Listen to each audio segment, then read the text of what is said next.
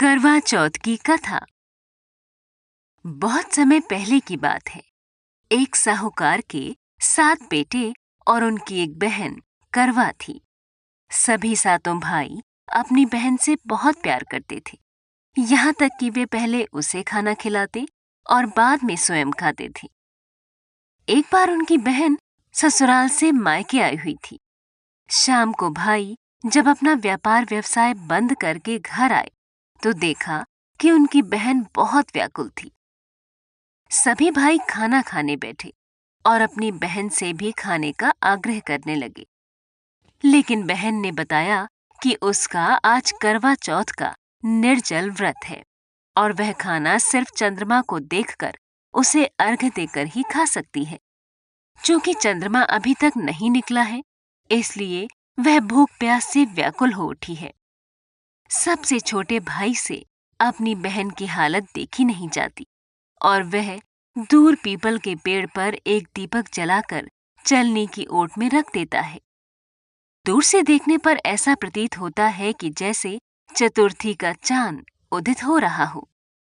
इसके बाद भाई अपनी बहन को बताता है कि चांद निकल आया है, तुम उसे अर्घ देने के बाद भोजन कर सकती हो। बहन खुशी के मारे सीढ़ियों पर चढ़कर चांद को देखती है, उसे अर्घ देकर खाना खाने बैठ जाती है। वह पहला टुकड़ा मुंह में डालती है तो उसे छींक आ जाती है। दूसरा टुकड़ा डालती है तो उसमें बाल निकल आता है और जैसे ही तीसरा टुकड़ा मुंह में डालने की कोशिश करती है तो उसके पति की मृत्यु का समाचार उसे मिलता है। वह बौखला जाती है। उसकी भाभी उसे सच्चाई से अवगत कराती है कि उसके साथ ऐसा क्यों हुआ। करवा चौथ का व्रत गलत तरीके से टूटने के कारण देवता उससे नाराज हो गए हैं और उन्होंने ऐसा किया है। सच्चाई जानने के बाद करवा निश्चय करती है कि वह अपने पति का अंतिम संस्कार नहीं होने देगी और अपने सतीत्व से उन्हें पुनर्जीवन दिलाकर रहेगी। वह पूरे 1 साल तक अपने पति के शव के पास बैठी रहती है, उसकी देखभाल करती है। उसके ऊपर उगने वाली सुईनुमा घास को वह एकत्रित करती जाती है। 1 साल बाद फिर करवा चौथ का दिन आता है। उसकी सभी भाभियां करवा चौथ का व्रत रखती हैं। जब भाभियां उससे आशीर्वाद लेने आती हैं, तो वह प्रत्येक भाभी से यम सुई ले लो, प्रिय सुई दे दो, मुझे भी अपनी जैसी सुहागिन बना दो, ऐसा आग्रह करती है। लेकिन हर बार भाभी उसे अगली भाभी से आग्रह करने का कहकर चली जाती है।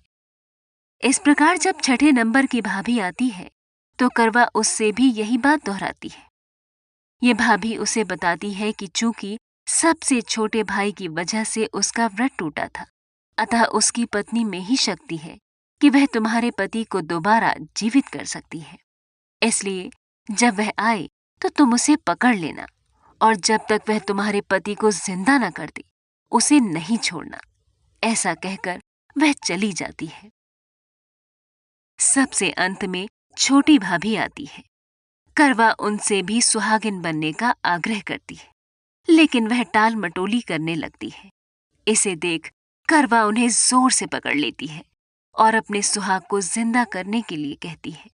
भाभी उससे छुड़ाने के लिए नोचती है, खसूटती है, लेकिन करवा नहीं छोड़ती है। अंत में उसकी तपस्या को देखकर भाभी पसीज जाती है और अपनी छोटी अंगुली को चीरकर उसमें से अमृत उसके पति के मुंह में डाल देती है। करवा का पति तुरंत श्री गणेश कहता हुआ उठ बैठता है। इस प्रकार प्रभु कृपा से उसकी छोटी भाभी के माध्यम से करवा को अपना सुहाग वापस मिल जाता है।